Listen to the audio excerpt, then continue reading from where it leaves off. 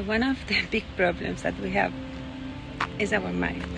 It's something that creates so much of our problems.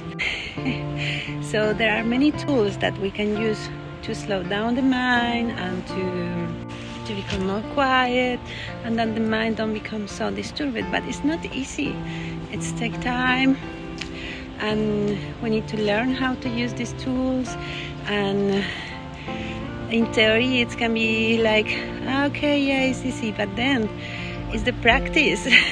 So then the practice is what is complicated. The theory is not so difficult. If we want to learn, we can learn it. But then the practice, because we need to apply like the theory in the moment. And there is where we need to put our effort, because we need to be very conscient and we need to be very present to make a change, because we have so many habits that we were born with, or that we heritage from our culture or from our family, or that unconscient we repeat and repeat.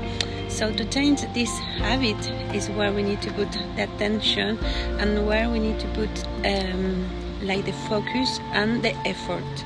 It is in being present to make this change in the present moment, in every act.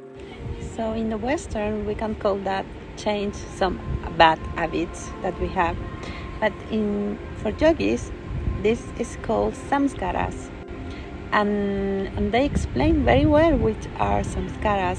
So there are some like conduct or some actions that we do very unconscious, who comes from our family members, from our society, from the country where we were born, from the date where we were born, then later from our school, and from our like university if we go there, or whatever. So it is like they put something in our minds who don't really it's us, who don't really like it is what we are, and then we start to live with these like concepts.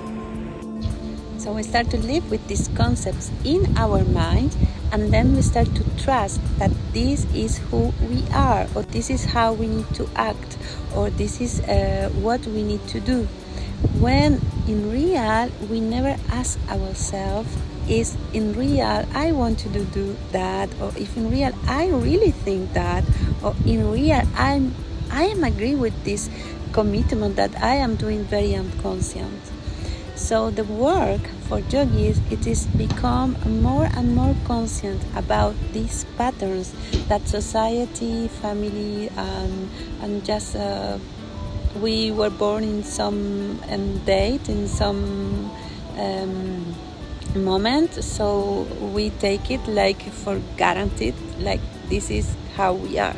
So for yogis, they want to be aware of that first. So the first step is becoming aware that exists. But because it's not something natural, we don't born knowing that. So the first thing is like knowing that this is something that happened to us. So we become aware of that. And then it's a start a whole process, who is a little more long, and it can take all our life, really, just to take off all these samskaras that we have taken in our life from our childhood, from our birthday.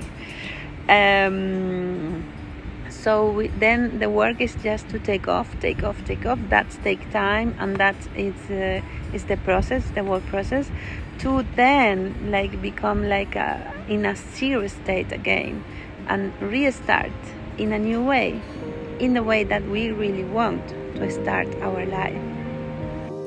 How yoga works in this whole process? Yoga will help us like a tool, and to make us company during this process. So it will be very helpful for us, for example, to work in the asanas or in the postures that we do normally during 1 hour, 2 hours, 3 hours during the day, if you practice every day or if you practice once a week.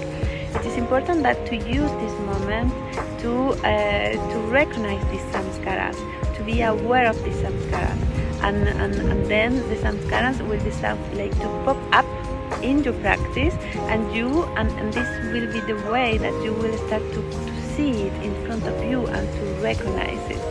And then when you recognize your samskaras in your yoga practice, it will be much easier to recognize out of your yoga practice in your yoga life, so you can make the change easy.